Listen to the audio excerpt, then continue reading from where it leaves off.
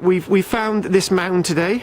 Really difficult to work out, but you're looking at a circular mound, and it has a description, 0.4 meters in height. I've already walked across it. It's 10 meters in diameter. So this is the mound. I've actually found it, and this is a mound that I've been looking for a very, very, very, very long time.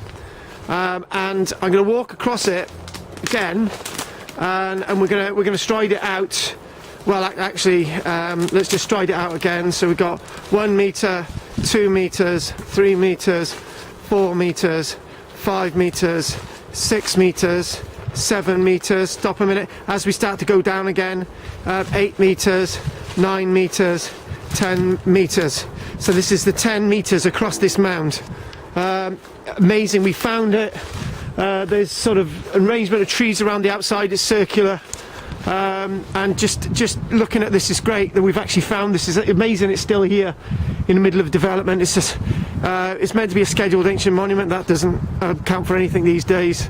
Anyways, this is Karl-James Langford at the Barrow, and it may be known as Warren Tump. We don't know if the two are the same, but anyway, this is Karl-James Langford, and a wonderful discovery. Thank you.